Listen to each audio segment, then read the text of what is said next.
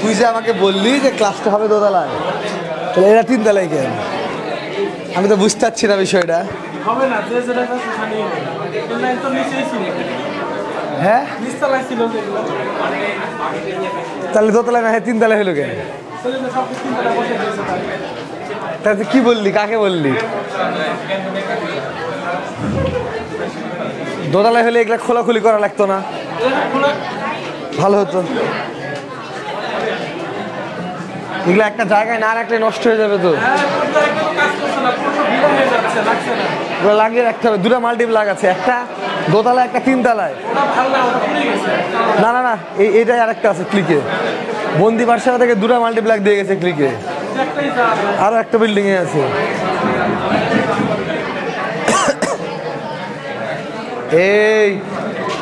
এই রুমের মাইকটা সাউন্ডও কমানো আছে, সাউন্ড একটু বাড়া। না, সুইচটা খুলে নিয়ে যাবি।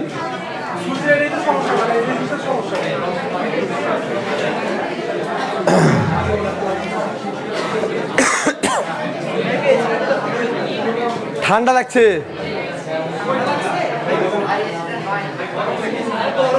দেখছি।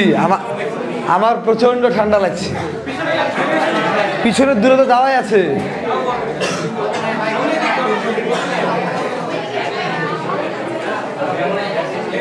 তোমরা অনেকে আজকে লেট করে এসছো, রোজার মধ্যে কিন্তু এই লেটটা করে আসা যাবে না। হ্যাঁ ঠিক আছে ঠিক আছে। কি হলো?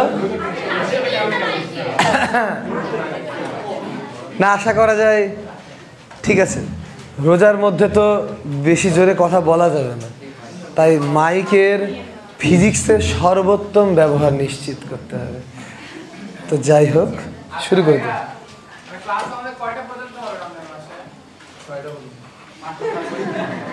তোমরা দেরি করে আসলা, আমি তো ছিলামই। আমি দেখলাম যে সিসিটিভিতে আমি দেখছি লাইন শেষই হচ্ছে না, দিয়ে দেখলাম তোমাদের দেরি হোক। আমার আজকে পড়াতে 1 ঘন্টা 15-16 মিনিট লাগবে আর কি, যতদিন। হ্যাঁ, নর্মালি 5:30টায় শেষ হয়ে যাওয়ার কথা, 5:30টায় নামাজ পড়া যায়, সমস্যা নাই। কিন্তু আজকে হয়ে যাবে। তোমাদের একটু দেরি হবে খাতা নিতে, তোমরা একটু আগে আগে আসবে, ঠিক আছে? নর্মালি 5:30টার মধ্যেই শেষ হয়ে যাবে। ওকে, শোনো, আজকে আমরা শুরু করব চ্যাপ্টার 9। একবার ঢুকাবি, বারবার না। চ্যাপ্টার 9 নাম হলো ওয়েভ, বাংলা হচ্ছে তরঙ্গ। আমরা খুবই ছোট কথায় যদি বলার চেষ্টা করি যে তরঙ্গ জিনিসটা আসলে কি, তো তরঙ্গ বেসিক্যালি একটা কম্পন বা একটা পর্যাবৃত্ত আন্দোলন বা এক ধরনের এসএইচএম। বাট তরঙ্গ হতে হলে এসএইচএম এর 2টা ক্যারেক্টারিস্টিক্স থাকতে হবে। একটা ক্যারেক্টারিস্টিক্স হচ্ছে তরঙ্গ হতে গেলে এটাকে ইনফরমেশন অথবা এনার্জি, 2টার যে কোনো একটা জিনিস ক্যারি করতে হবে। তরঙ্গ হতে গেলে হয় ইনফরমেশন, না হলে এনার্জি, যে কোনো একটা ক্যারি করতে হবে বা 2টাই ক্যারি করতে হবে। এক জায়গা থেকে আরেক জায়গায় নিয়ে যেতে হবে। তাহলে কোনো ধরনের এসএইচএম যদি এক জায়গা থেকে আরেক জায়গায় ইনফরমেশন বা এনার্জি ক্যারি করে নিয়ে যায়, তাহলে আমরা সেটাকে তরঙ্গ বলবো। কি বলবো? তরঙ্গ বলবো। সো এসএইচএম করা নাই, আমার এসএইচএম এর ক্লাস করা নাই কার কার, একটু হাত তুলো তো। যাক, সবারই করা আছে। করা না থাকলে আসলে 9 নম্বর অধ্যায় পড়াও যায়, না পড়াও যায়। তো তরঙ্গ বলতে গেলে আমাদের মাথার মধ্যে এরকম একটা সাইনোসয়েডাল ওয়েভ চলে আসার কথা। এটা আমরা এসএইচএম অধ্যায়ের মধ্যেও আমাদের মাথায় এসেছিল। তো এই যে সাইনোসয়েডাল ওয়েভটা আমরা দেখতে পাচ্ছি, সাইনোসয়েডাল ওয়েভের এই মাথা থেকে এই মাথা পর্যন্ত দূরত্বটাকে বলা হয় তরঙ্গ দৈর্ঘ্য ল্যামডা।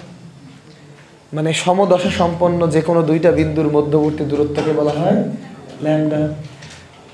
এবং এই দুইটা বিন্দুর এইখান থেকে এই পর্যন্ত যেতে যে সময় লাগে সেটাকে বলা হয় পর্যায়কাল টি। সেটাকে বলা হয় পর্যায়কাল টি। কি বলা হয়? পর্যায়কাল টি।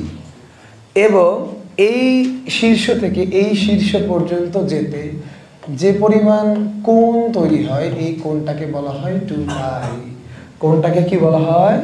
2 পাই। কোণটাকে কি বলা হয়? 2 পাই। তাহলে ফ্যাক্ট কি দাঁড়ালো একটু ভালো করে খেয়াল করো। একটা মাথা থেকে আরেকটা মাথা পর্যন্ত যেতে যে দূরত্বটা অতিক্রম করে সেই দূরত্বটাকে বলা হয় ল্যামডা। এই দূরত্ব অতিক্রম করতে যে সময় লাগে তাকে বলা হয় পর্যায়কাল। এবং এই মাথা থেকে এই মাথা পর্যন্ত যেতে কোণের যে তারতম্যটা হয় সেটার পরিমাণ হচ্ছে 2 পাই। এবং এটা আমরা এসএইচএম অধ্যায়ে পড়েছি। এবং যেইখানে আমরা এই তিনটা জিনিসকে মোটামুটি সমতুল্য বা ইকুইভ্যালেন্ট বলেছি, বলিনি? তো এই তিনটা জিনিস সমতুল্য বা ইকুইভ্যালেন্ট মানে ল্যামডা ইকুইভ্যালেন্ট 2 পাই ইকুইভ্যালেন্ট টি। ল্যামডা ইকুইভ্যালেন্ট 2 পাই ইকুইভ্যালেন্ট টি পড়েছি আমরা। এবং আমরা এতটুকুটা হালকা পাতলা মনে হয় জেনেছি, যতদূর আমি জানি, যে এই টাইপের তরঙ্গের সমীকরণগুলোকে আমরা y equal to a sine omega T minus del এই আকারে প্রকাশ করেছি। এই ধরনের সমীকরণগুলোকে আমরা y equal to a sine omega T minus del এই আকারে প্রকাশ করেছি। যেখানে y ছিল সাম্যাবস্থান থেকে সরণ, a ছিল বিস্তার, ওমেগা ছিল কৌণিক কম্পাঙ্ক, ডেল ছিল ইপোক বা আদি দশা, ওমেগা টি মাইনাস ডেল ছিল দশা। এইটুকুটা তো আমাদের মনে আছে। আর যেহেতু আমরা তরঙ্গ এই নামটা মুখ দিয়ে উচ্চারণ করেছি, সো ক্লাস 9-10 থেকেই তরঙ্গের সাথে ওতপ্রোতভাবে জড়িত একটা সমীকরণ, দুইটা সমীকরণ। একটা হচ্ছে v equal to F lambda, আরেকটা হচ্ছে frequency F equal to 1 time period. So এই দুইটা সমীকরণ আমাদের এই অধ্যায়ের প্রত্যেকটা অঙ্কে অলমোস্ট লাগবে। সো এইটুকুটা তরঙ্গ সম্পর্কে আমাদের জানতেই হবে। এরপরে আমরা চলে যাব তরঙ্গের ক্লাসিফিকেশন বা শ্রেণী বিভাগ। তো তরঙ্গকে অনেকগুলা ক্যারেক্টারিস্টিক্স অনুযায়ী, অনেকগুলা ভাগ অনুযায়ী, অনেকগুলা ভাগে ভাগ করা যায়। সো এই বিভিন্ন ধরনের ক্লাসিফিকেশনগুলো আমাদের জানতে হবে। তো তার আগে আমরা এই অপরাধীগুলোকে একটু বিচার করে ফেলি। আয় অট অট অপরে ওঠ, অট অপরে ওঠ, ওপরে ওঠ, ওপরে ওঠ, ওপরে ওঠো। হ্যাঁ ওইদিকে ওইদিকে, হ্যাঁ ওপরে ওঠো, ওঠো মেয়েরা ওঠো, ওঠো ওপরে ওঠো, ওঠো চুপচাপ ওঠো। তো না না হ্যাঁ হ্যাঁ শোনার টাইম নাই, ওঠো। হ্যাঁ ওঠো। হ্যাঁ ঠিক আছে, ভালো, সবাই নামাজ পড়বে। ব্যাচ শেষ করে নামাজ পড়বি, নাহলে আগে এসে পড়বি। ঢোকো, ওগুলা গুনে আমার লাভ নাই। ঢোক, ব্যাগ থোয়া লাগবে না, ব্যাগ নিয়ে দাঁড়া। ঢোক ঢোক, গুড, ভেরি গুড, সেরা সেরা, গুড। ঢোকো ঢোকো। হ্যাঁ হ্যাঁ হ্যাঁ হ্যাঁ ঠিক আছে। শোন, একটা তিরমিজির বিশুদ্ধ হাদিসে আছে, যে ব্যক্তি রোজা থেকে বারবার খালি কথায় কথায় আমি রোজা আছি বলি, ও রোজাই হয় না। এটা তুই একবার বলেছিস, আমি শুনেছি। তো যাই হোক, এদেরকে আমি গ্রুপে লাইভ করে ভাইরাল করে দিই। না ওটা লাগবে না, ওটা লাগবে না, মানে এদের সিস্টেমটা একটু চেঞ্জ করতে হবে। এখন ঘুরে না কেন? না না, আগে ঘুরতে হবে। পিছে লেখা লাগবে না, আমার মুখই যথেষ্ট। তুই দেরি করে আসবি, আমি গোপন ভাবে জানতে পেরেছিলাম। তো এদেরকে উল্টাই দেখাই।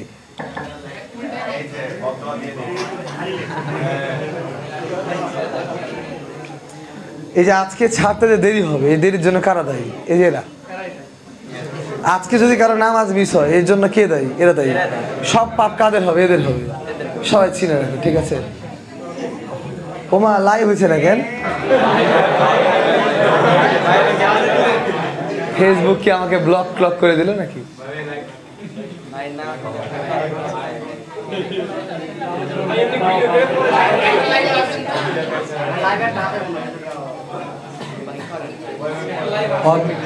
কোথায় লাইভ আছে?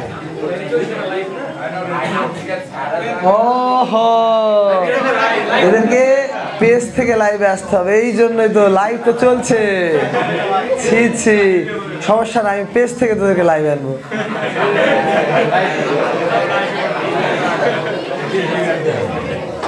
আমি বলি ব্যাপার কি?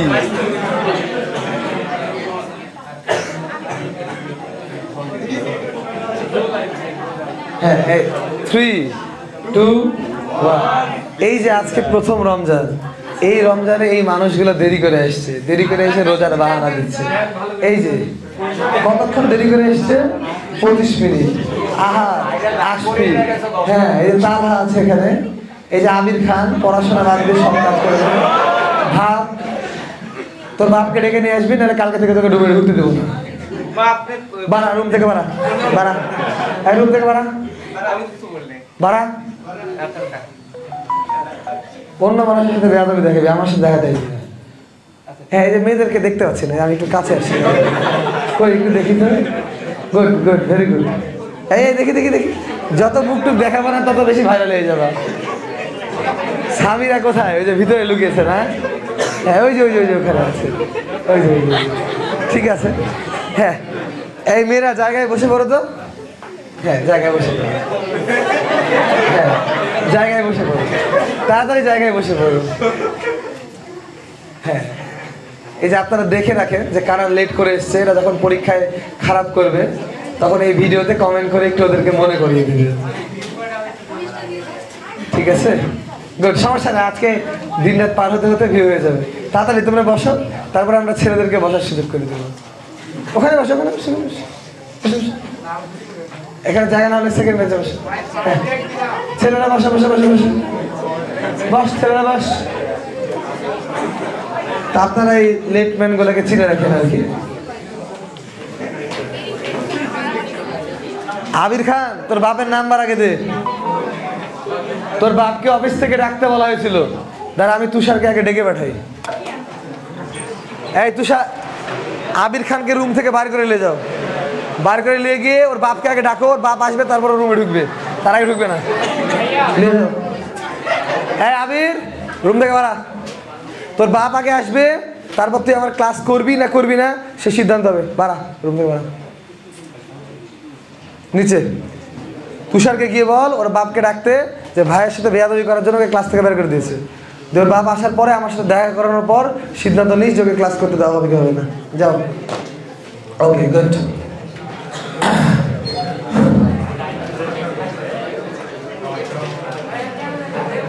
কি হলো রে, কিছু বলছিস? এই, আমরা অনেকক্ষণ লেট হয়ে গেলাম, পরে কিন্তু ইফতারি মিস হয়ে যাবে। এখন শোনো, আরে ভাই, আমি গতকালকে যা পড়াইছি তা তো আমাকে এখন পড়াইতে হবে, কিন্তু তোমরা এত লেট করে আসলে তো হবে না। সামনের দিন আমি ঢুকতে দেবো না, বলে দিলাম। হয় সকাল 10টায় আসবা, নাহলে 4টায় আসবা, নাহলে আজকে 4টায় আসবা। যেই ব্যাচে আসতে তোমার লেট হবে না সেই ব্যাচে আসবা, বাট লেট করে আসবা না। ওকে, এটা কি চলে আসলো? আচ্ছা, সমস্যা নাই, ফাঁস করে লাভ নাই, পারবা না। শোনো, এদিকে আসো। তো এইটুকুটা আমরা পড়িয়েছিলাম। এইটুকুটা পড়ানোর পরের কথা হচ্ছে আমরা পড়বো হচ্ছে তরঙ্গের ক্লাসিফিকেশন। তো তরঙ্গ, ওয়েভ, ওয়েভকে সঞ্চালনের দিক বা কম্পনের প্রকৃতি, ধরে নিতে পারো কম্পনের প্রকৃতি অনুযায়ী তরঙ্গকে দুই ভাগে ভাগ করা যায়। কম্পনের প্রকৃতি অনুযায়ী তরঙ্গকে দুই ভাগে ভাগ করা যায়। একটার নাম হলো আর তরঙ্গ। কম্পনের প্রকৃতি অনুযায়ী তরঙ্গকে কয় ভাগে ভাগ করা যায়? দুই ভাগে। একটার নাম কি? আর তরঙ্গ। আরেকটার নাম কি? লম্বিক তরঙ্গ। একটার নাম হলো আর তরঙ্গ, আরেকটার নাম কি? লম্বিক তরঙ্গ। একটু উচ্চারণ করো, তাহলে ক্লাসিফিকেশন গুলো মুখস্থ হয়ে যাবে। একটা আর, আরেকটা কি? লম্বিক। এদের কতগুলা বাংলা শব্দ আমাদেরকে পড়তে হবে। আর এর আরেকটা বাংলা নাম হচ্ছে অনুপ্রস্থ। কি নাম? অনুপ্রস্থ। তাহলে আর তরঙ্গের আরেকটা বাংলা নাম হচ্ছে অনুপ্রস্থ তরঙ্গ। আর লম্বিক তরঙ্গের আরেকটা বাংলা নাম হচ্ছে অনুদৈর্ঘ্য তরঙ্গ। কি নাম? অনুদৈর্ঘ্য তরঙ্গ। একটু ইংরেজি নামটাও জানতে হবে। অনুপ্রস্থ তরঙ্গের ইংরেজি হচ্ছে ট্রান্সভার্স ওয়েভ। কি wave? Transverse wave. Transverse wave. আর লম্বিক তরঙ্গের ইংরেজি নাম হচ্ছে longitudinal wave. So transverse wave এবং আরেকটা হচ্ছে লংগিটুডিনাল ওয়েভ। এখন এই দুইটার বেসিক পার্থক্যের জায়গাটা আসলে কোথায়? এই দুইটার বেসিক পার্থক্যের জায়গা হচ্ছে আর তরঙ্গে কম্পন এবং সঞ্চালন এই দুইজন পরস্পর লম্ব। আর তরঙ্গে কম্পন এবং সঞ্চালন এই দুইটা পরস্পর লম্ব।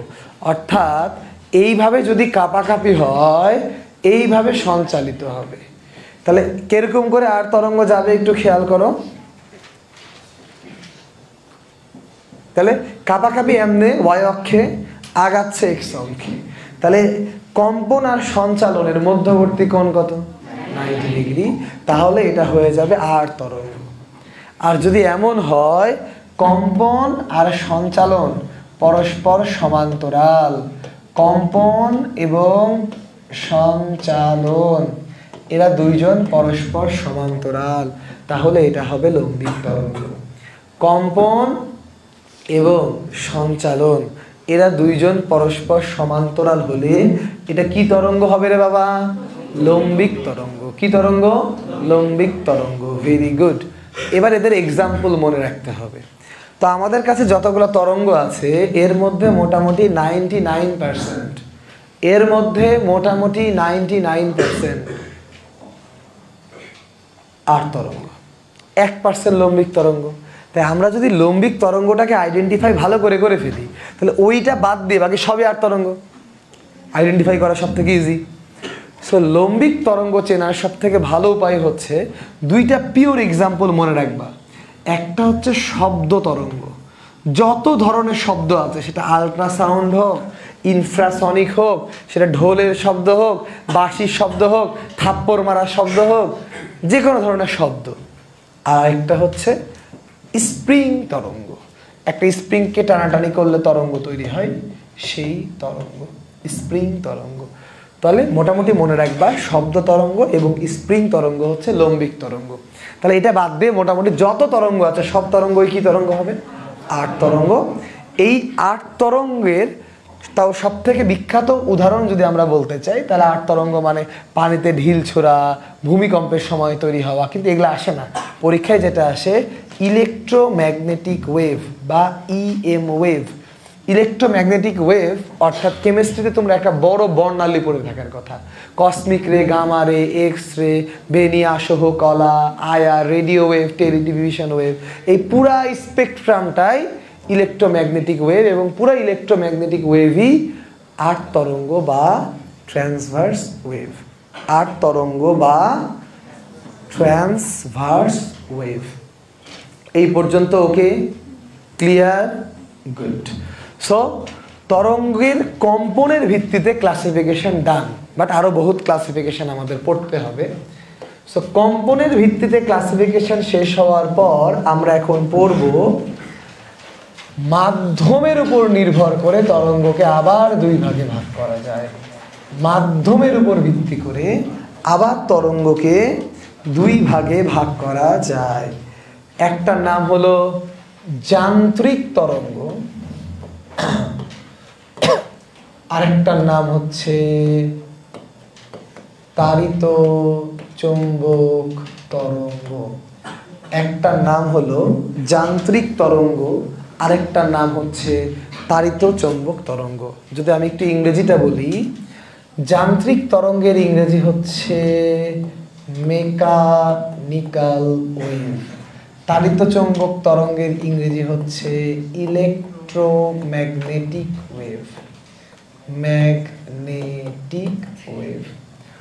তো সোজা বাংলা ভাষায় যদি আমরা বলার চেষ্টা করি, তাহলে মেকানিক্যাল তরঙ্গ সঞ্চালনের জন্য মাধ্যম প্রয়োজন, মেকানিক্যাল তরঙ্গ সঞ্চালনের জন্য মাধ্যম প্রয়োজন, মেকানিক্যাল তরঙ্গ সঞ্চালনের জন্য মাধ্যম প্রয়োজন। কিসের প্রয়োজন? মাধ্যম প্রয়োজন। তাড়িত চৌম্বক তরঙ্গ সঞ্চালনের জন্য মাধ্যম প্রয়োজন নয়, মাধ্যম প্রয়োজন নয়। তাহলে যান্ত্রিক তরঙ্গ সঞ্চালনের জন্য মাধ্যম প্রয়োজন, তাড়িত চৌম্বক তরঙ্গ সঞ্চালনের জন্য মাধ্যমের কোনো প্রয়োজন নাই। ঠিক আছে? এবং মনে রাখতে পারো, তাড়িত চৌম্বক তরঙ্গ আসলে সব সময় আর তরঙ্গ হয়। তার মানে আবার এটা মনে করো না যে মেকানিক্যাল তরঙ্গ হলেই সেটা যান্ত্রিক, মানে সেটা যান্ত্রিক তরঙ্গ। তবে শব্দ তরঙ্গ, স্প্রিং তরঙ্গ, এরা সবাই আবার মেকানিক্যাল তরঙ্গ, এরা মেকানিক্যাল তরঙ্গ বা যান্ত্রিক তরঙ্গ। শব্দ সঞ্চালনের জন্য মাধ্যম আবশ্যক, মাধ্যম ছাড়া শব্দ সঞ্চালন করা যায় না। তাহলে মাধ্যমের উপর নির্ভর করে তরঙ্গ কয় প্রকার? দুই প্রকার। একটার নাম হলো যান্ত্রিক তরঙ্গ, আর একটার নাম তাড়িত চৌম্বক তরঙ্গ। একটার নাম কি? যান্ত্রিক তরঙ্গ, আর একটার নাম কি? তাড়িত চৌম্বক তরঙ্গ। এই পর্যন্ত ওকে? আরো একটা ক্লাসিফিকেশন পড়তে হবে, সেটা হচ্ছে প্রথমটা ছিল কম্পন, তারপরেরটা মাধ্যম, এবার হচ্ছে সঞ্চালন। সঞ্চালনের উপর ভিত্তি করে তরঙ্গকে আবার দুই ভাগে ভাগ করা যায়।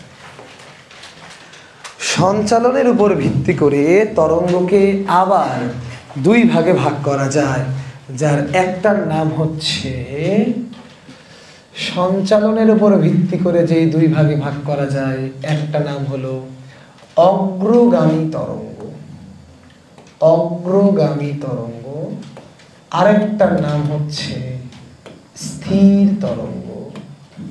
একটার নাম হচ্ছে অগ্রগামী তরঙ্গ, আরেকটার নাম হচ্ছে স্থির তরঙ্গ। এই একটার নাম কি? অগ্রগামী তরঙ্গ, আরেকটার নাম কি? স্থির তরঙ্গ। ইংরেজি যদি বলি, অগ্রগামী তরঙ্গের ইংলিশ হচ্ছে প্রোগ্রেসিভ ওয়েভ, স্থির তরঙ্গের ইংরেজি হচ্ছে স্ট্যান্ডিং ওয়েভ, স্ট্যান্ডিং ওয়েভ বা স্টেশনারি ওয়েভ। ওকে, এই দুইটাও খুবই সহজ জিনিস। অগ্রগামী তরঙ্গ মানে যেই তরঙ্গ যেখানে উৎপত্তি হয়, অর্থাৎ উৎস থেকে চতুর্দিকে ছড়িয়ে পড়ে। যেমন আমি কথা বলছি, শব্দ চারিদিকে ছড়িয়ে পড়ছে, এটা একটা অগ্রগামী তরঙ্গ। কি তরঙ্গ? এবং জেনারেলি সব তরঙ্গগুলোই অগ্রগামী তরঙ্গ। এবং আমরা যে ইকুয়েশনগুলো পড়েছি বা এতদিন মুখস্থ করলাম, যে y equal to a sine omega T minus del, এটা অগ্রগামী তরঙ্গের সমীকরণ। y equal to a sine omega T minus del, এটা কিসের সমীকরণ? অগ্রগামী তরঙ্গের সমীকরণ। তাহলে স্থির তরঙ্গ জিনিসটা কি? স্থির তরঙ্গ জিনিসটা হচ্ছে, স্থির তরঙ্গ সেই তরঙ্গ যে তরঙ্গটা যেখানে উৎপত্তি লাভ করে ওই জায়গাটাতেই শেষ হয়ে যায়।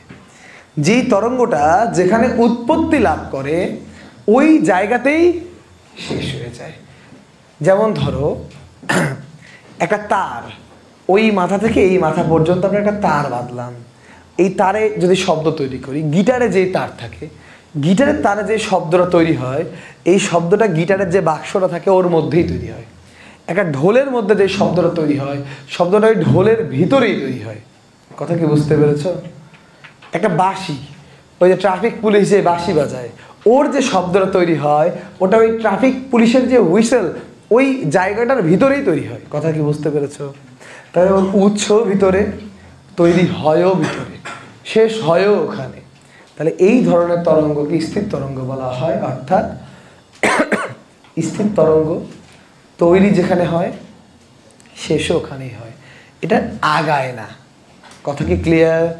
তাহলে এই স্থির তরঙ্গের উদাহরণ হচ্ছে, তাহলে স্থির তরঙ্গ মানে আবদ্ধ জায়গায় হয়, আবদ্ধ স্থানে হয়।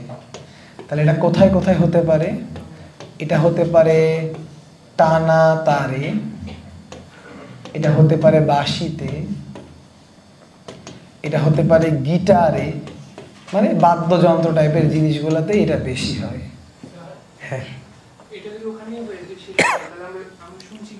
হ্যাঁ, ওই জিনিসটার কারণে কি হয়, তোর গিটারটা থেকে মানে গিটারটাও আহিত হয়, মানে পরবাস কম্পনে কম্পিত হয়। তখন যেই জায়গায় বাইরের সাথে সংস্পর্শে থাকে তখন এই শব্দ থেকে একটা অগ্রগামী তরঙ্গ তৈরি হয়, ওইটা আমরা শুনতে পারি। তৈরি যেটা হচ্ছে সেটা স্থির তরঙ্গই তৈরি হচ্ছে, তাই তো আমরা কন্টিনিউয়াসলি শুনতে পাচ্ছি। যতক্ষণ তারে বাড়ি দিচ্ছি ততক্ষণ শুনতে পাচ্ছি, তারে বাড়ি শেষ শব্দ শেষ। তার মানে ওর সোর্সটা তো ওখানেই। এমন তো না যে আমি আজকে বাড়ি দিলাম গিটার বাজতেই থাকবে বাজতেই থাকবে, এরকম হয়? এরকম হয় না। তো একবার বাড়ি দিচ্ছি ভিতরে তৈরি হচ্ছে, ভিতরেই শেষ হয়ে যাচ্ছে, এরকম বিষয়টা। তাহলে ভালো করে খেয়াল করো, তরঙ্গের in total classification clear? Generally অনুপ্রস্থ, অনুদৈর্ঘ্য, যান্ত্রিক, তাড়িত চৌম্বক, এগুলা 9-10-এর ইস্যু, এগুলা নিয়ে আমাদের কোনো ডিলিংস নাই। অগ্রগামী তরঙ্গ নিয়েও কোনো আমাদের ডিলিংস নাই। আমাদের ইন্টারনেট ডিলিংসের বিষয় হচ্ছে স্থির তরঙ্গ বা স্ট্যান্ডিং ওয়েভ, এবং আজকে আমরা এটাই পড়বো যতক্ষণ পর্যন্ত শেষ না হয়। স্থির তরঙ্গ বা স্ট্যান্ডিং ওয়েভ। তো স্থির তরঙ্গ বা স্ট্যান্ডিং ওয়েভ পড়ার জন্য, স্থির তরঙ্গ বা স্ট্যান্ডিং ওয়েভ পড়ার জন্য সবার আগে আমাদেরকে যে জিনিসটা করতে হবে তার নাম হলো তরঙ্গের উপরিপাতন নীতি। এই জিনিসটা শিখতে হবে, তরঙ্গের উপরিপাতন নীতি। এই জিনিসটা আমাদেরকে আগে শিখতে হবে যে যখন একটা তরঙ্গের উপর আরেকটা তরঙ্গ উপরিপাতিত হয় তখন মিলিত তরঙ্গটা আমরা কি করে খুঁজে পেতে পারি। একটা তরঙ্গের উপর যখন আরেকটা তরঙ্গ উপরিপাতিত হয় মিলিত তরঙ্গটা কিভাবে খুঁজে পাওয়া যেতে পারে? কথা কি মোটামুটি ধরা গেল? একটা তরঙ্গের উপর আরেকটা তরঙ্গ যদি উপরিপাতিত হয় মিলিত তরঙ্গটা কিভাবে খুঁজে পাওয়া যেতে পারে? এখনো ভালো বুঝছো না? তোমরা একটা কাজ করো, সবাই একটু কথা বলো তো, কথা বলো। হ্যাঁ সবাই সবাই ভালো করে, হ্যাঁ হ্যাঁ কথা বলো, কথা বলো। হ্যাঁ এই যে, তো এই সবাই মিলে একসাথে যদি তোমরা কথা বলো তাহলে মোটামুটি সবার কথার একটা খিচুড়ি হওয়ার পর আমরা শুনতে পারবো। তাহলে এই কথার খিচুড়িটা হবে কি করে? এই কথার খিচুড়িটা হবে উপরিপাতন নীতি অনুসারে। অর্থাৎ দুইটা তরঙ্গ যখন একসাথে একটা জায়গায় কাজ করবে এই দুইটা তরঙ্গের রেজাল্টেন্ট আমরা কিভাবে পাব? দুইটা তরঙ্গ যখন একসাথে কাজ করবে এই দুইটা তরঙ্গের রেজাল্টেন্ট বা ফলাফল আমরা পাবোটা কি করে? কথা কি ওকে? সো উপরিপাতন নীতি অনুযায়ী আগে আমাদেরকে এরকম করে মাথায় রাখতে হবে যে আমরা ধরেই নিতে পারি যে প্রথম তরঙ্গটা y1 যেটা এরকম a sin omega T minus del 1। দুই নাম্বার তরঙ্গটা y2 যেটাকে আমরা মনে করলাম a sin omega T minus del 2। তাহলে একটা হচ্ছে a sin ওমেগা, তোমাকে ডাকবো, কাউকে ডাকবো? দাঁড়াও একটু রেস্ট করো। লামিয়া একজন অসুস্থ হয়ে গেছে, ওকে নিয়ে যাও। আসো আস্তে করে ওকে নিয়ে যাও, ওকে আস্তে করে নিয়ে যাও, দিয়ে দরকার হলে বাসায় ডেকে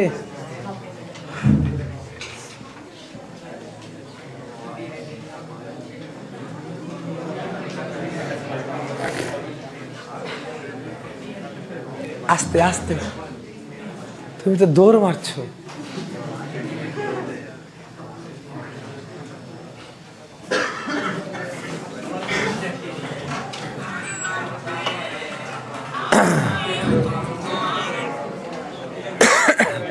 ওকে ওকে ওকে, শোনো শোনো শোনো, এই y1 আর y2, তাহলে y1 মনে করে আমার চিল্লানোর শব্দ, y2 তোমাদের যে কোনো একজনের চিল্লানোর শব্দ। তাহলে এই দুইটা তরঙ্গ যখন একে অপরের উপর মানে একসাথে শোনা যাবে, তখন এদের রেজাল্টেন্ট বা লব্ধিটা শোনা যাবে। তো উপরিপাতন নীতি আমাদেরকে বলছে এই দুইটা তরঙ্গের উপরিপাতনের ফল ভেরি সিম্পলি এই দুইটা তরঙ্গের বীজগাণিতিক যোগফলের সমান। কি যোগফলের সমান? মানে নর্মাল বীজগণিতে আমরা যেরকম যোগ করি, আমরা এখান থেকে যে রেজাল্টেন্ট বা ফলাফলটা পাবো, সেই রেজাল্টেন্ট বা ফলাফলটা হবে বীজগাণিতিক বা বীজগণিতের যোগফলের সমান। বীজগণিতের যোগফলের সমান। তো ভেরি গুড, আমরা মনের বিশ্বাসে y1 + y2 করে দিলাম। এবার আমরা y1 আর y2 এর মানটা বসাই, বীজগাণিতিক যোগফল করতে হবে। সো y1 এর মানটা যখন আমরা বসালাম, a sin ωt minus del1 plus a sin ωt minus del2। এখন বলো, বীজগণিতের বাপেরও ক্ষমতা আছে এই যোগফলটা করার। এই যোগফলটা করার জন্য এবার কি লাগবে? ত্রিকোণমিতি লাগবে। তো সূত্রটা ছিল বীজগাণিতিক যোগফলের উপর, কিন্তু এখন চলে আসলো সূত্রটা কিসের যোগফলে বলো তো? ত্রিকোণমিতিক যোগফলের উপর। সো আসো আমরা এখন একটু ত্রিকোণমিতিক যোগফলটা করার চেষ্টা করি। প্রথমে তোমাদেরকেই করতে আমি 30 সেকেন্ড দিই। এ তো কমন, তাহলে এইটাকে সাইন সি মনে করলে এটা sine D. Sine C plus sine D এর ফর্মুলা হচ্ছে 2 sin c plus D by 2 into cos C minus D divided by 2। তো তোমরা একটু যোগফলটা করে দেখো তো y ইকুয়াল টু কি লেখা যায়। তোমরা একটু চেষ্টা করো, 30 সেকেন্ড পর আমি করে দিচ্ছি। তোমরা একটু চেষ্টা করে নাও, 30 সেকেন্ড পর আমি এর মধ্যে মাথা ঢুকাচ্ছি।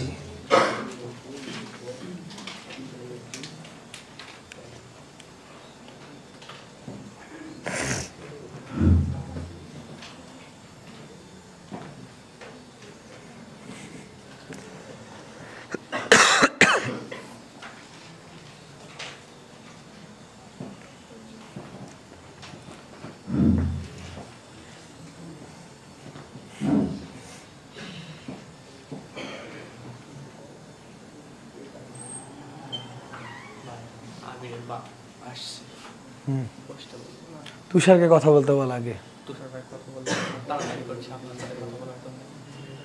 উপরে নিয়ে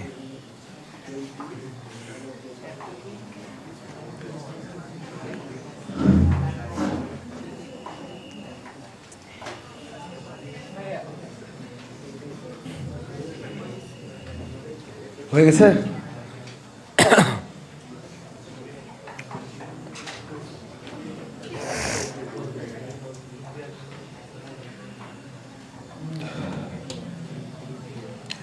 ওকে, তাহলে কি হবে দেখো বাবা না, এ তো এর মতো থাকলো,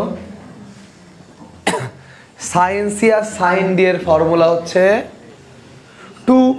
তাহলে এই 2টা এর সামনে লাগাই দিই, 2a সাইন দিয়ে যোগফল করলে কি হবে? 2 ωt। 2 ωt কে আবার 2 দিয়ে ভাগ করলে ωt, তাহলে sign ωt minus del1 minus del2। তাহলে মাইনাস কমন নিলে del1 প্লাস del2, 2 দিয়ে ভাগ, তাহলে minus del1 plus del2 by 2। এটা হচ্ছে সাইন পার্ট। এবার কস, কসে যখন বিয়োগ করব তখন ওমেগা টি কেটে যাবে। সো ওমেগা টি যদি কেটে যায় তাইলে ভালো করে বোঝো, এইটা থেকে এটা বিয়োগ করছি, তাহলে মানে এটা থেকে এটা বিয়োগ করছি, তাহলে del 2টা প্লাস হয়ে যাবে, del 1টা মাইনাস থেকে যাবে, তাহলে del 2 মাইনাস del 1/2। কি সুন্দর। তো এটাকে যদি আরেকটু সাজিয়ে আমরা লিখি, মানে সাজিয়ে কেন লিখছি, কারণ আমরা এখন পর্যন্ত সমীকরণ যেগুলো লিখেছি এ সাইন ওমেগা টি এ সামথিং, মানে টি এর ফাংশনটাই মেনলি তরঙ্গের ফাংশন হয়। কোন ফাংশনটা? টি এর ফাংশনটা। সো টি এর ফাংশনটা যদি তরঙ্গের ফাংশন হয় তাহলে 2a cos del 2 minus del 1/2 into sine omega টি মাইনাস del 1/del 2/2। সো এইটাই অ্যাকচুয়ালি আমাদের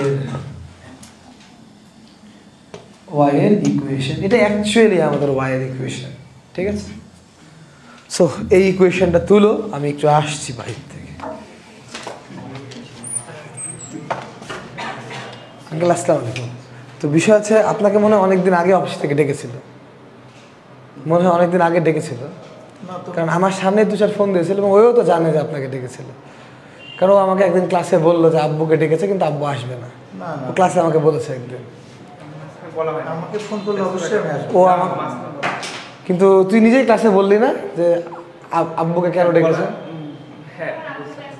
কেন আসবো না? আমি ডেকেছি, জিজ্ঞেস করেন ওকে জিজ্ঞেস করেন, আমি ফোন পেলাম, ওকে জিজ্ঞেস করেন। হ্যাঁ কেন দেখছেন মাসখানেক আগে আপনাকে ডেকেতে বলেছে। আমাদের দুজনের এর আমি ওর ঘটনাটা বলি। ওকে মেসেঞ্জার গ্রুপ থেকে বের করে দিয়েছি, সবার যে স্টুডেন্ট গ্রুপ ছিল ও গ্রুপের মধ্যে মাঝে মধ্যে উল্টাপাল্টা ছবি পাঠায়, মানুষকে গালাগালি করেছে ওই। কিন্তু ও যদি মানুষকে গ্রুপের মধ্যে বন্ধুদেরকে গালাগালি করে পাবলিক গ্রুপে, ওকে আমি গ্রুপ থেকে বের করে দিয়েছি। ক্লাসরুমে ওকে ঢুকালে সবাই মিলে ওর উপরে হাসাহাসি করবে। ও এখন আজকে এসছে লেট করে, অনেক লেট করে আসছে, সবাইকে আমি শাস্তি দিচ্ছি, ও অঙ্গভঙ্গি দেখাচ্ছে হাত দিয়ে। খুবই খারাপ। তারপরে মনে করেন ও ক্লাসের মধ্যে ও শব্দ দেখে বড় বড়, ক্লাসে আমি যখন যেটা করাই ও বসে থাকে, ও খাতায় তুলে না। একটা মানুষকে আমি কতদিন বলবো, ও কখন তুলে, ধরেন আমি 3 নম্বর অঙ্ক করাচ্ছি, ও তখন 1 নম্বর অঙ্ক তুলে। যখন আমি 3 নম্বর অঙ্ক করাই তখন ও 1 নম্বর অঙ্ক থেকে আমাকে প্রশ্ন করে, আর যখন আমি 1 নম্বর অঙ্ক করাই ও তখন আকাশে তাকায়, ডানে তাকায়, সামনে তাকায়, পিছে তাকায়, তখন তুলে না। তাহলে এখন ধরেন আর কয়দিন পর তো যখন কলেজের রেজাল্ট হবে আপনি দেখবেন ডিজাস্টার। তাই আমি আপনাকে আগে ডাকলাম, কারণ ওকে কন্ট্রোল করতে আমি পারছি না।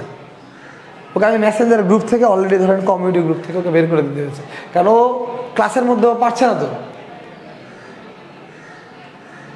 এবং ধরেন দুর্বল ছাত্রছাত্রী তো আরও থাকে, কিন্তু বিষয়টা হচ্ছে মানে ও যদি মানুষের সামনে একটা হাসির পাত্র হয়ে যায়, সমস্যাটা এখানে। এখন আপনি ওর সাথে কথা বলে দেখেন ওকে আসলে মানে ভালোভাবে সামাজিকভাবে পড়াশোনা করতে পারবে কিনা। তা না হলে আমার কোর্স ফিটা ফেরত নিয়ে আপনাকে বাসায় টিচার দেন, কোনো সমস্যা নাই, আমি সেকেন্ড ইয়ারের কোর্সে ফেরত দিয়ে দেবো, কোনো সমস্যা নাই। কিন্তু মানে পাবলিকলি চলতে গেলে তো মনে করেন পাবলিকের সাথে চলতে হবে, মানুষের হাসির পাত্র হওয়া যাবে না। এই জন্য আপনাকে ডাকা। তুমি কি চাচ্ছ বলো? না ওইটা করা আমার ঠিক হয় না সত্যি, কিন্তু মনটা একটু খারাপ ছিল, মানে ইচ্ছা করে করি নাই। দেরি তো আজকের একদিনের ঘটনা তো একদিনের না। আঙ্কেলকেও ডাকতে বলা হয়েছে, তুই ডাকিস নি কেন? ওটা আমি তো প্রতিদিনই ওকে নিতে আসি সন্ধ্যায়। ও অফিস থেকে তো আমাকে বলতে পারে যে আপনি একটু সাথে সাথে আমি তো প্রতিদিন অফিস থেকে ফোন দেওয়া হয়েছিল, ফোন তো ও ধরে আপনার মতো করে কথা বলেছে, কি করে বুঝবে অফিস থেকে? এখন বলেন, অফিস থেকে ফোন দেওয়া হয়েছিল, ফোন ধরেছে ওই। আমি মাঝে মধ্যে এখন অফিসে আসবো, মাঝে মধ্যে খোঁজখবর নেবো। এখন তুমি কি করবা? তুমি যদি সামাজিকভাবে থাকতে চাও তাহলে তুমি করতে পারবে, নাহলে ক্যান্সেল করতে হবে। আজকেটা হয়েছে, আমি ক্ষমা চাচ্ছি, আপনি প্লিজ বিষয়টা নিতে মনে করেন না, এর নতুন করে মনে করেন যে আপনার আমার সম্পর্ক শুরু। আমি কিন্তু তোর প্রত্যেকটা প্রশ্নেরই উত্তর দেওয়ার চেষ্টা করি, কিন্তু প্রশ্নগুলো যেন পড়ার জন্য হয়। আর আমি যখন যেটা পড়াবো খাতায় তো তুলতে হবে, বুঝা না বোঝা পড়ার কথা, আগে তো খাতায় তুলবো, তাহলে না আমি বাড়িতে গিয়ে হয়তো আরেকবার দেখার সুযোগটা পাবো। খাতা না তুললে আমি কি দেখবো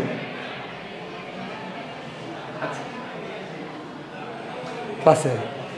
ঠিক আছে আঙ্কেল, আপনি একটু দেখবেন বিষয়টা, আর অফিসে মাঝে মধ্যে একটু জিজ্ঞেস করবেন। ওখানে তো নিতে আসেন আপনি, আমি খেয়াল করেছি, কিন্তু একটু অফিসে ঢুকে জিজ্ঞেস করবেন যে ওর কী খবর, তাহলে আপনি বুঝতে পারবেন যে ওর কী অবস্থা।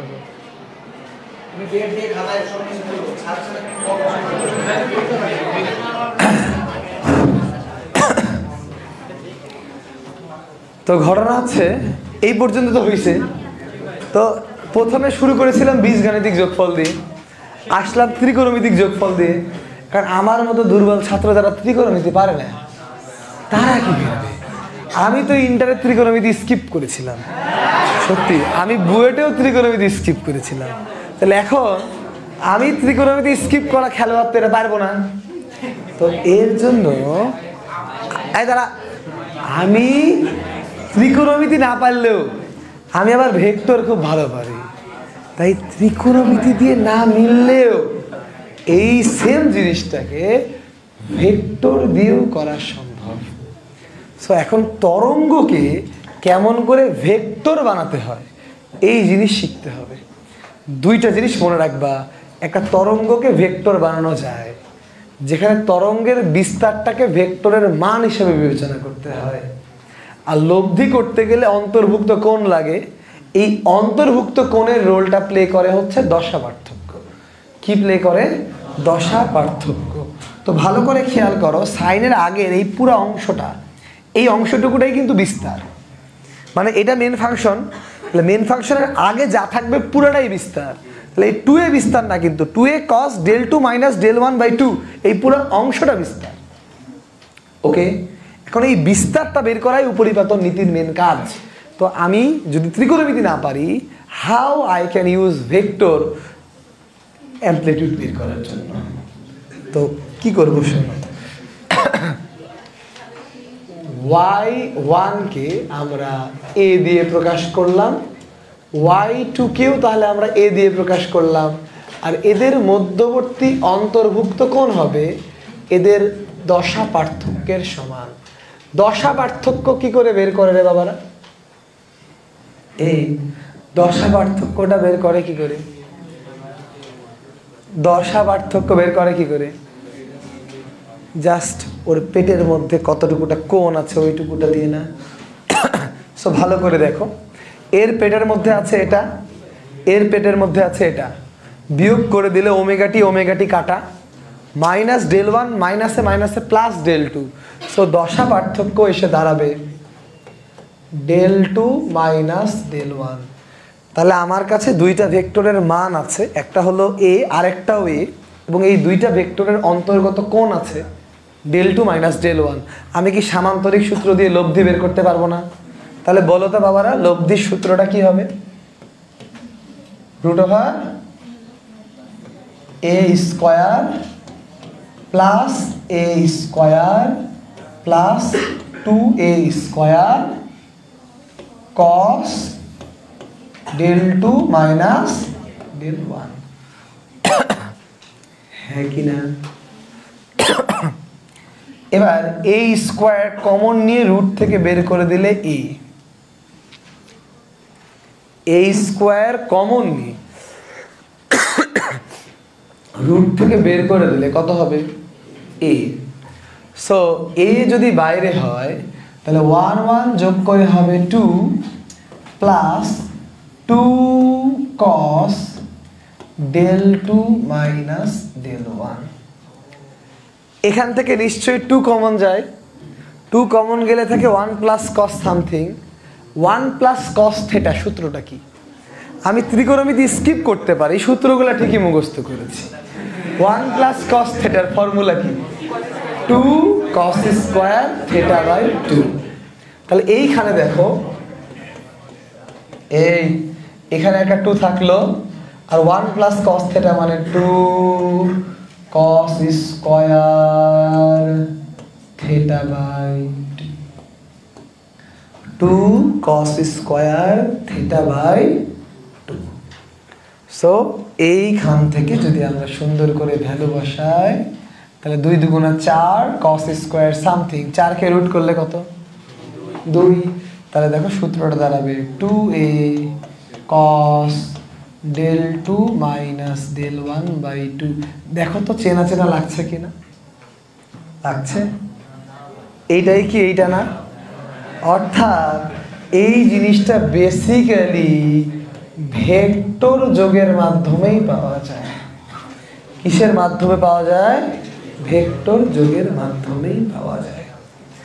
সো উপরিপাতন নীতির মাধ্যমে যদি আমরা নতুন লব্ধি ভেক্টরের বিস্তার বের করতে চাই, উপরিপাতন নীতির মাধ্যমে যদি আমরা লব্ধি ভেক্টরটা বা লব্ধি যে তরঙ্গটা আসবে তার বিস্তার বের করতে চাই, আমাদের আদি 2টা বিস্তার লাগবে আর এদের দশা পার্থক্য লাগবে, আর কিচ্ছু আমাদের লাগবে না। এইটুকু কি ক্লিয়ার?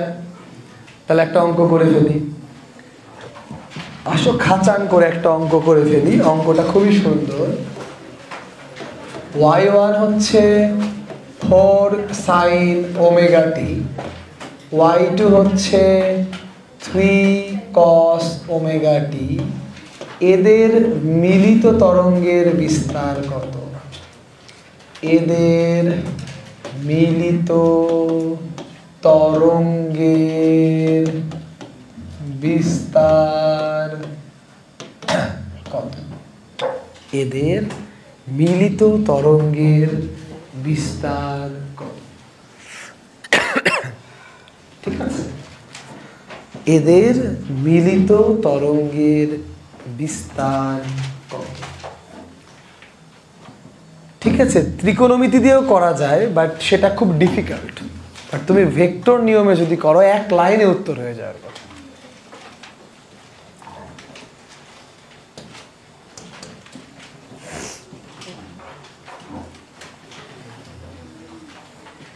এদের মিলিত তরঙ্গের বিস্তার কত?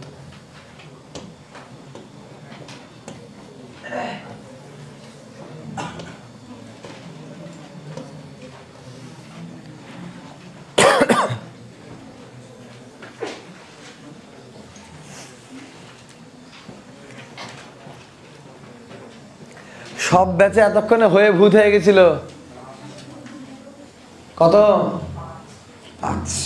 আসলেই 5, কারণ a1 এর মান 4, a2 এর মান 3, আর এদের মধ্যবর্তী দশা পার্থক্য সাইন আর কসের মধ্যবর্তী দশা পার্থক্য 0, 90 ডিগ্রি বা π/2। তাহলে আমি যদি এখন লব্ধি বের করি, থাকে √4 স্কোয়ার প্লাস 3 স্কোয়ার, কারণ cos 90 এর মান হিরো। cos 90 এর মান হিরো না? So our cute answer is 5। So এদের মিলিত তরঙ্গের বিস্তার হবে 5।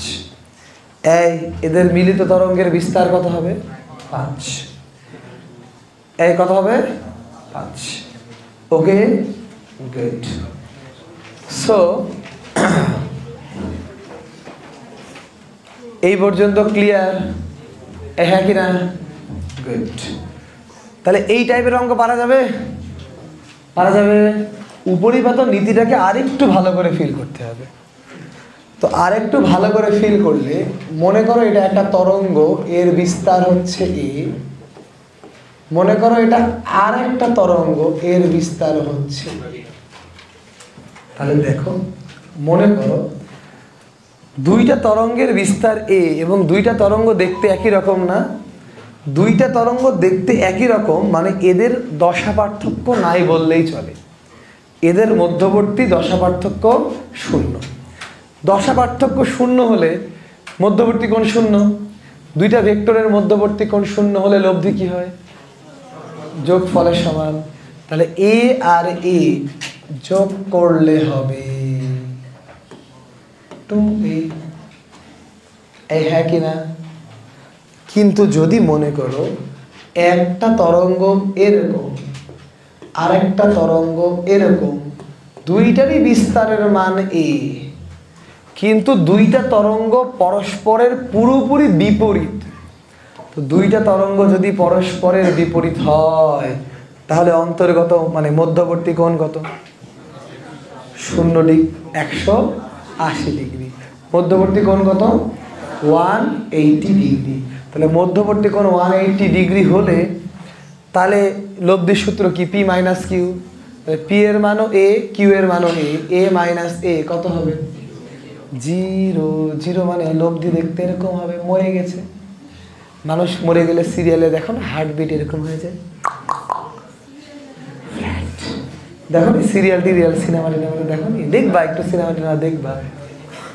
ওকে, এই পর্যন্ত ক্লিয়ার? ওকে। আর তোমরা মনে করো যে আমি খালি তোমাদের পড়তে বলি। গতকালকে দেখো নি জিনিয়ার পোস্ট, ওকে আমি বারবার দেখালে বলতাম পড়ো না, পড়তে বসো না। আমি মানুষকে কম পড়তেও বলি, তোমরা বুঝো না বিষয়গুলো, ঠিক আছে? আমি নিজে হেভি লেভেলের ফাঁকিবাজ স্টুডেন্ট ছিলাম। হ্যাঁ হ্যাঁ, কিছু না না। তাহলে দেখো 2a, এটা কি 0।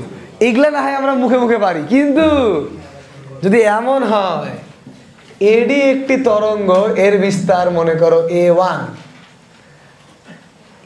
এইডি একটি তরঙ্গ, এর বিস্তার মনে করো a2।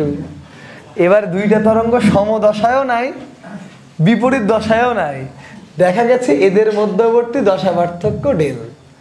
এইবার এদের লব্ধি বের করার জন্য সূত্রের কোনো বিকল্প নাই। সূত্র কি হবে? a1 square plus a2 square plus 2a1 a2 cos del. আমি মনে হয় বুঝাইতে পেরেছি, হ্যাঁ কি না? এবং এই তরঙ্গের উপরিপাতন নীতিটা লাগবেই, কারণ এটা সেকেন্ড পার্টের চ্যাপ্টার 7-এও আছে, ওখানে আর পড়াবো না, ফার্স্ট ইয়ারে কিন্তু পড়াই ফেললাম। সো তরঙ্গের উপরিপাতন নীতি ভেরি সিম্পল, যে জাস্ট তরঙ্গের বিস্তারগুলোকে নিয়ে আমরা ভেক্টরের মতো আচরণ করব। কার মতো আচরণ করব? ভেক্টরের মতো আচরণ করব। উপরিপাতন নীতি ওকে। এবার আজকের ক্লাসটা আমরা শুরু করছি। আজকের আমাদের মেন টপিকটা হলো স্থির তরঙ্গ। স্থির তরঙ্গ। এই তো স্থির তরঙ্গের জন্য দুইটা তরঙ্গ উপরিপাতিত হওয়া লাগবে, অর্থাৎ দুইটা তরঙ্গের মিলন হওয়া লাগবে, বা দুইটা তরঙ্গ একসাথে অ্যাক্ট করা লাগবে। কিন্তু স্থির তরঙ্গ তৈরি হওয়ার কতগুলো শর্ত আছে। এখন প্রশ্ন হচ্ছে স্থির তরঙ্গ তৈরি হওয়ার শর্তগুলা কি কি? স্থির তরঙ্গ তৈরি হওয়ার প্রথম শর্ত হচ্ছে দুইটা তরঙ্গের বিস্তার সমান হতে হবে। দুইটা তরঙ্গের বিস্তার কি হতে হবে? সমান হতে হবে। 2 নাম্বার শর্ত হচ্ছে দুইটা তরঙ্গের তরঙ্গ দৈর্ঘ্য সমান হতে হবে। 3 নাম্বার শর্ত হচ্ছে কৌণিক কম্পাঙ্ক সমান হতে হবে। 4 নাম্বার শর্ত হচ্ছে কম্পাঙ্ক সমান হতে হবে। 5 নাম্বার শর্ত হচ্ছে টাইম পিরিয়ড সমান হতে হবে। 6 নাম্বার শর্ত হচ্ছে বেগ সমান হতে হবে। 7 নাম্বার শর্ত হচ্ছে দশা পার্থক্য থাকবে, কিন্তু দশা পার্থক্য থাকবে ধ্রুবক। দশা পার্থক্য সময়ের উপর নির্ভর করে পরিবর্তন হবে না। অর্থাৎ 7 নাম্বার শর্ত হচ্ছে ডেল পার্থক্য বা দশা পার্থক্য ধ্রুবক। দশা পার্থক্য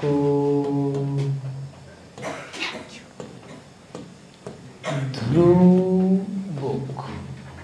ওকে, তাহলে 7 নাম্বার হচ্ছে দশা পার্থক্য ধ্রুবক। এই বাবারা দশা পার্থক্য কেমন? ধ্রুবক। এই দশা পার্থক্য কেমন?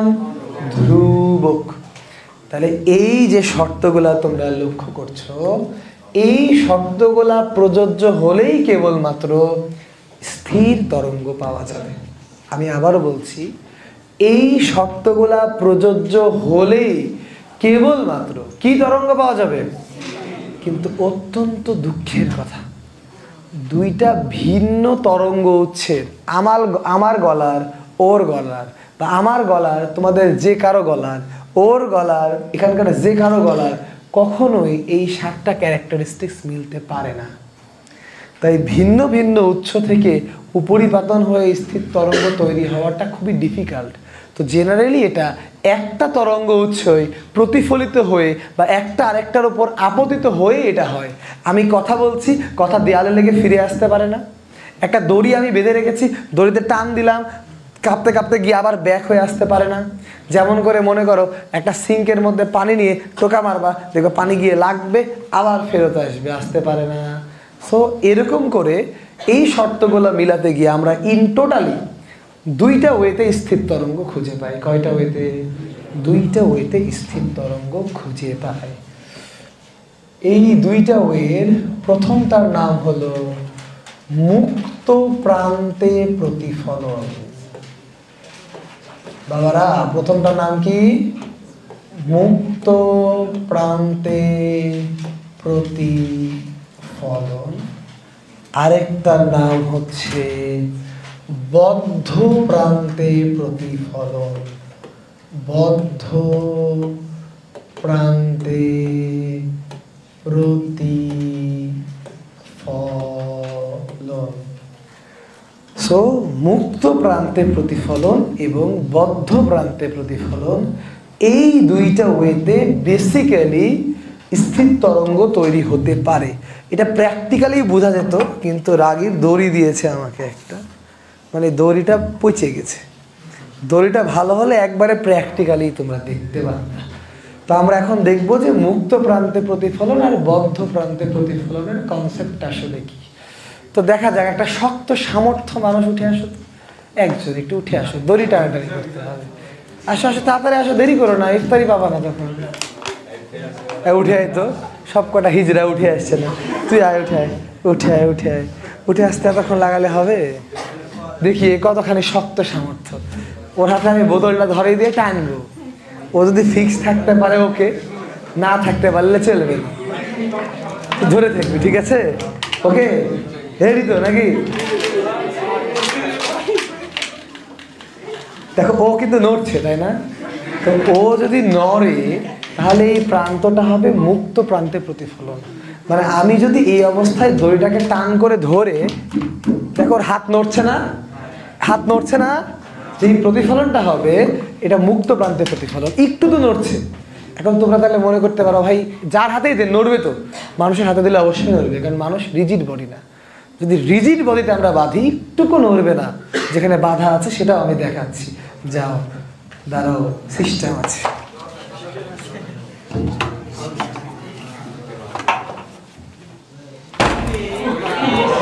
এই আটকায় গেছে,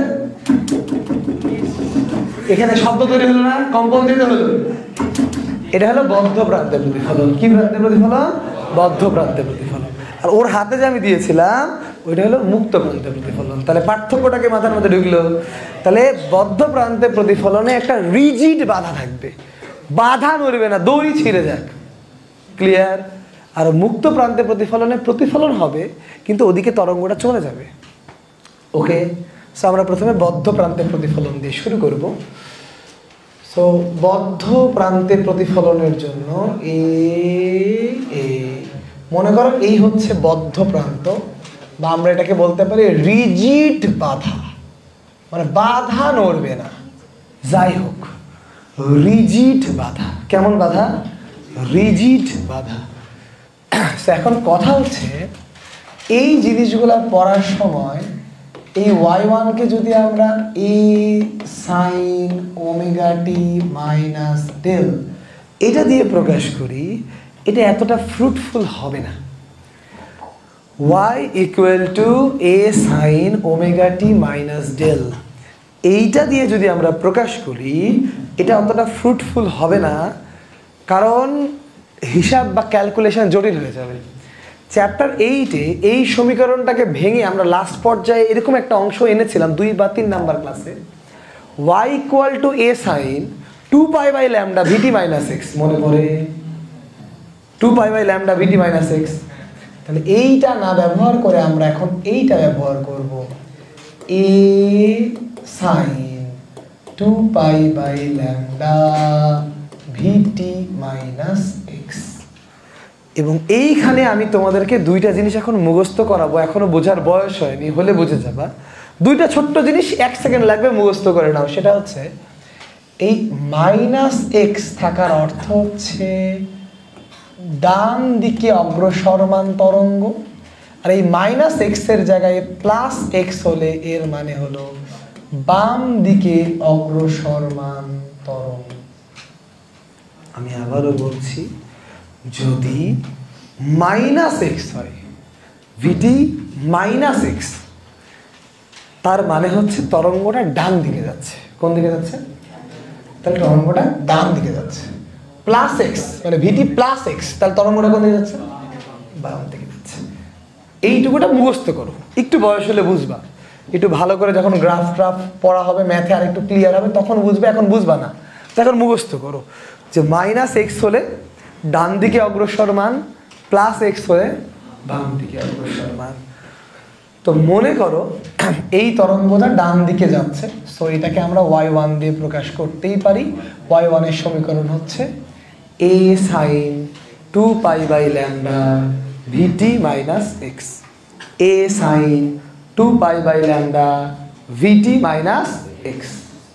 এখন এটা এখানে গিয়ে বাধাপ্রাপ্ত হবে, সো বাধাপ্রাপ্ত হলে ও তো প্রতিফলিত হবেই, এবং ও আগের বার ডান দিকে যাচ্ছিল, এবার শিওরলি বাম দিকে যাবে। সো ঘটনাটা কি ঘটবে দেখো, y2 should be look like that a sin 2π/λ vt + x। এইটুকু তো হলোই, কিন্তু খেলা এখানে শেষ না। vt + x দিয়ে বোঝাচ্ছি এই ডানে যাচ্ছে, এটা প্রতিফলিত হলেই ডানে যাবে। দেখো এটা কি খুব, হ্যাঁ প্রতিফলিত হলে বামেই যাবে। এখন প্রশ্নটা হচ্ছে, এটা কি দুর্বল প্রতিফলক দ্বারা প্রতিফলিত হলো, না এরকম সবল প্রতিফলক দ্বারা? সবল আর দুর্বলের মধ্যে পার্থক্য হচ্ছে, সবল ওকে 180 ডিগ্রি ঘুরিয়ে দিবে, মানে ওর যদি মাথা গিয়ে ধাক্কা লাগে তাহলে মাথাই আবার সামনে যাবে, আর দুর্বল হলে মাথায় গিয়ে ধাক্কা লাগবে কিন্তু ওর পাটা আগে যাবে। সো এখানেও সবল ধাক্কা খাইছে না, তাহলে ওকে আর 180 ডিগ্রি ঘুরতে হবে। কত ডিগ্রি ঘুরতে হবে? কারণ এই 180 ডিগ্রি ঘোরার জন্য সাইনের পেটের মধ্যে আরো 180 ডিগ্রি বা পাই যোগ করে দিতে হবে। 180 ডিগ্রি ঘোরা মানে সাইনের পেটের মধ্যে একটা পাই যোগ করে দাও। কি যোগ করে দেবা? এবার এই পায়ের খেলা বোঝায়। আমার জানা মতে তোমরা খুব ভালো করেই বুঝো যে পাই বা 180 ডিগ্রি যোগ করলে, পাই বা 180 ডিগ্রি যোগ করলে সাইন সাইনই থাকে, কিন্তু অত্যন্ত দুঃখজনক বিষয়, পাই যোগ করলে জিনিসটা 3 নাম্বার চতুর্ভাগে চলে যায়। পাই যোগ করলে জিনিসটা তৃতীয় চতুর্ভাগে চলে যায়। কয় নাম্বার চতুর্ভাগে যায়? তৃতীয় চতুর্ভাগে যায়। তৃতীয় চতুর্ভাগে সাইন প্লাস না মাইনাস? তাহলে এই পাইটাকে যখন তুমি তুলে বের করে নিয়ে আসবা, পাই তোমাকে একটা জিনিস গিফট করে যাবে, সেটা হচ্ছে একটা minus a sin 2π/λ vt + x, so that তোমার কাছে y2 আছে, y1 আছে। এবার যদি তুমি ত্রিকোণমিতিক যোগ করো বা যাই যোগই করো না কেন, তুমি লব্ধিটা পাবা, হ্যাঁ কি না? আসো এবার আমরা ফাইনাল লব্ধিটা বের করি। এইটুকুটা জায়গার মধ্যে আমরা বের করব, কালারটা সাদা করে নিলাম। y = y1 + y2, y1 এর জায়গায় বসালাম a sin 2π/λ vt - x, y2 এর জায়গায় বসালাম -a sin 2π/λ vt + x।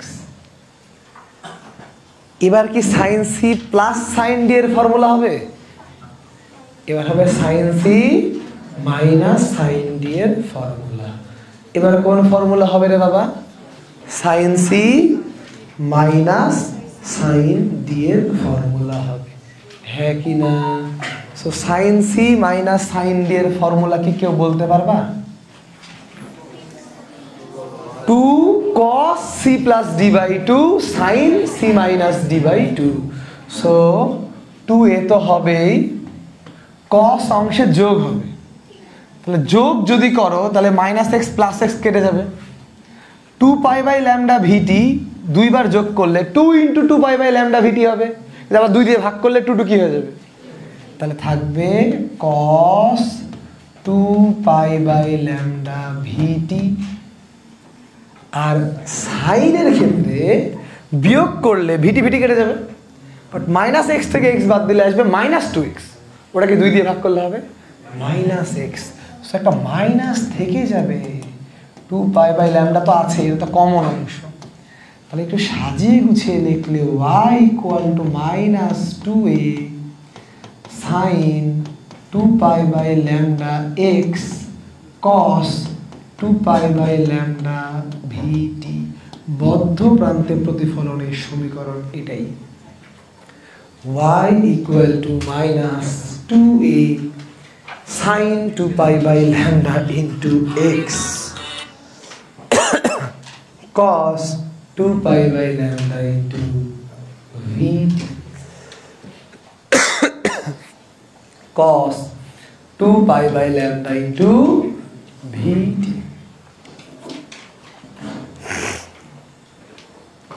কি বলো, এই হ্যাঁ কি না? Okay, good good good good good. আর একটু ফিলিংস দিব, আগে মুক্ত প্রান্তেরটা করে নিই। দেখো বদ্ধ প্রান্তে তাহলে কিছুই করিনি, -x টা +x হয়েছে, একটা পাই যোগ হয়ে মাইনাস চলে আসছে, তারপর ত্রিকোণমিতি খাটাইছি। যেটা এখানে হয়েছে 2a 2 এর মতোই থাকছে, ফাংশনটা হয়ে গেছে কসের ফাংশন, আর সাইনের সাথে এসছে 2π/λ x। এবার আমরা দেখব মুক্ত প্রান্তে যদি প্রতিফলনটা হতো তাহলে কি হতো। সো এবার আসো মুক্ত প্রান্তে প্রতিফলনটা করি। এবার y1 ঠিক আগের মতোই, a sin 2π/λ vt - x। এবার y2 তে আগের বার ডানে যাচ্ছিল, তো এবার কি বামে আসবে না? বামে আসবে, কিন্তু এবার ওই 180 ডিগ্রিটা যোগ হবে না। সো এবার হবে a sin 2π/λ vt + x। So এবার জাস্ট যদি যোগ করি y = y1 + y2। এবার তো sin c + d এর ফর্মুলা, তাই না? তাহলে এবার সাইনে যোগ হবে, কসে বিয়োগ হবে, আর কস আবার মাইনাসকে খেয়ে নেয়। তাহলে দেখো এবার কিন্তু সূত্রটা হবে 2a cos 2π/λ x sin 2π/λ vt। So আগেরটার সাথে সামান্য একটু পরিবর্তন আছে, দেখো আগেরটার সাথে সামান্য একটু পরিবর্তন আছে। তো এত বড় জিনিসপাতি পরীক্ষার হলে আমাদের করা লাগবে না, কারণ আমি তো সিস্টেম দিয়ে দিব। এখন শুধু ঘাটাঘাট তুলে আমি সিস্টেমটা দিচ্ছি, 1 মিনিটের সিস্টেম। শোনো, সিস্টেমটা দিচ্ছি, এবার লেখালেখি বন্ধ করে আগে মনে ঢুকাও। যখন বদ্ধ প্রান্তে বা শক্তিশালী প্রান্তে প্রতিফলিত হবে, ওই প্রতিফলনের কারণে সামনে একটা মাইনাস হবে এবং ফাংশনটা মূলত হবে কসের। দেখো 2π/λ vt মানে t আছে কসে, তাহলে সাইনে আছে 2π/λ x। আর যখন মুক্ত প্রান্তে প্রতিফলন হবে তখন এইসব মাইনাস টাইনাস থাকবে না, কারণ খুব দুর্বল প্রান্ত, তাই মাইনাসটা থাকবে না, ফাংশনটা হবে সাইনের। তাহলে 2π/λ vt এটা হবে সাইনে, আর কসে হবে 2π/λ x। তাহলে খালি এইটুকু মনে রাখলেই হয়, বদ্ধ জায়গায় প্রতিফলিত হলে মাইনাস হবে, মূল ফাংশনটা হবে কসের। আর মুক্ত প্রান্তে প্রতিফলন হলে প্লাস হবে, মূল ফাংশনটা হবে সাইনের। এইটুকু মনে রাখলেই না। আর পরীক্ষায় এত হিবরি জিবরি আসবে না, পরীক্ষায় কি আসবে একটা অঙ্ক করি তাইলেই বুঝতে পারবা। এটাই বোর্ড কোয়েশ্চেন দেখবা, 14টার মধ্যে 10টা বোর্ড কোয়েশ্চেন এটাই।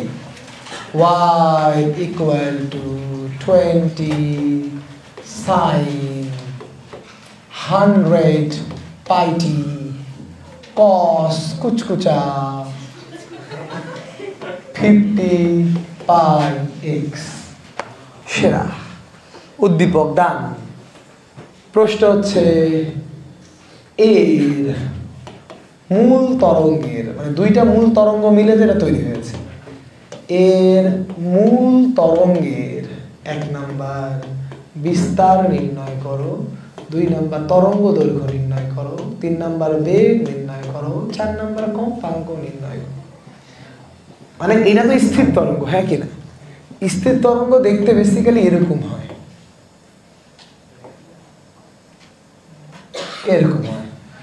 তো স্থির তরঙ্গ দেখতে কেমন ওটা দিয়ে তোমার যায় আসে না, আপাতত তোমার যায় আসে যে এটা যেই মূল তরঙ্গ দিয়ে তৈরি, ওই মূল তরঙ্গের বিস্তার কত, তরঙ্গ দৈর্ঘ্য কত, বেগ কত, কম্পাঙ্ক কত। এটা যেই মূল তরঙ্গ দিয়ে তৈরি তার বিস্তার কত, কম্পাঙ্ক কত, বেগ কত এবং তরঙ্গ দৈর্ঘ্য কত এবং মাননীয় তরঙ্গ দৈর্ঘ্য কত।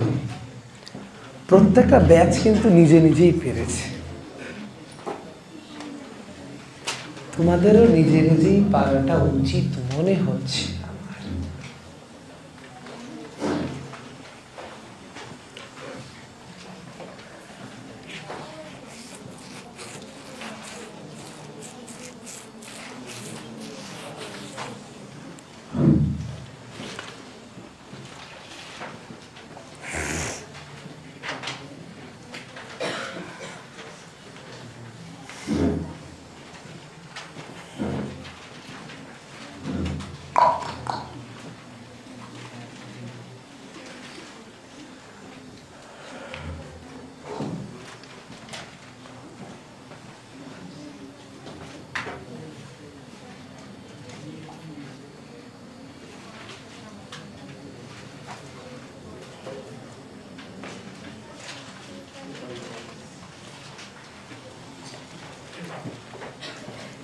কারোই হয়নি?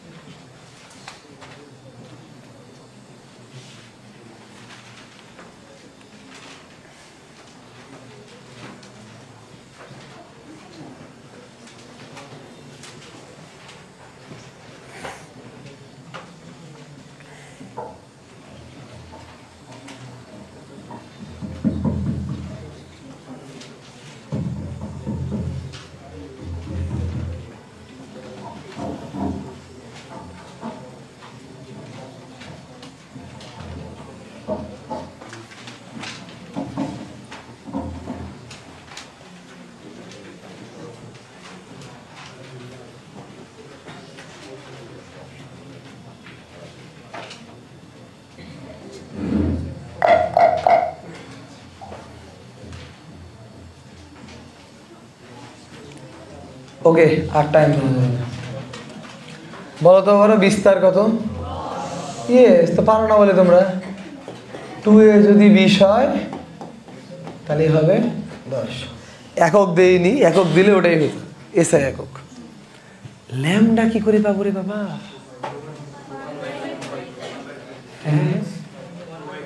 এই জায়গায় খেয়াল করবা, এক্স এর আগে যাই থাকবে সেটাই হবে 2π/, তাহলে 2π/λ যদি হয় 50π, তাহলে ল্যামডা হবে 2π/50π, that means 1/25। Okay, so lambda বের করা কি খুব কঠিন? 1/25। এই ল্যামডা কত হবে? 1/25। না, ভি তোমাদেরকে বেগ বের করার একটা টেকনিক শিখিয়েছিলাম না? প্রশ্ন যাই হোক না কেন, দারুণ কনসেপ্ট কিন্তু। বেগ মানে হচ্ছে টি এর সহগ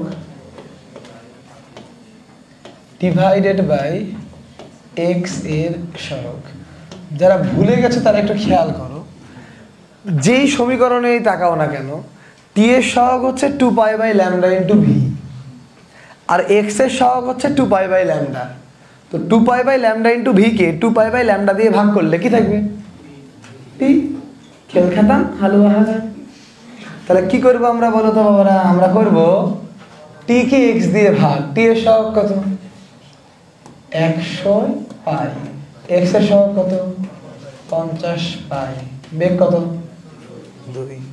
তাহলে বেগও আছে, ল্যামডাও আছে, ফ্রিকোয়েন্সি মানে কি ভি বাই ল্যামডা না? এই ফ্রিকোয়েন্সি মানে ভি বাই ল্যামডা না? ভি কত? 2, ল্যামডা কত? 1/25। তাহলে কত হলো? 50। তাহলে সবই বের করা গেল না? Very simple. কোনটা কেমন এত কিছু তোমার গবেষণা করার কোনো দরকার নাই, ভেরি সিম্পল। ইকুয়েশনটার দিকে মন দিয়ে খেয়াল করবা। আর যখনই তুমি দেখছো এটা প্লাস, তার মানে এটা কি মুক্ত প্রান্তে, মাইনাস থাকলে হতো বদ্ধ প্রান্তে। তো বদ্ধ মুক্ত তো লাগলো না, 2a থেকে a বের করলাম, ওখান থেকে ল্যামডা বের করলাম, ভাগ করে ভি বের করলাম, ভি আর ল্যামডা থাকলে এফ বের করলাম। এই হচ্ছে এখান থেকে আসা প্রশ্ন। এই পারা যাবে শিওর? এই টাইপেরই আজকে চিরকুট হবে। বন্ধ দা খাতা, ওপেন দা নিউ চিরকুট। ও এখন নিউ চিরকুট দিয়ে দিবে, এই নিউ চিরকুট দিয়ে দাও, নিউ চিরকুট দিয়ে দাও। সো বন্ধ দা খাতা, ওপেন দা নিউ চিরকুট।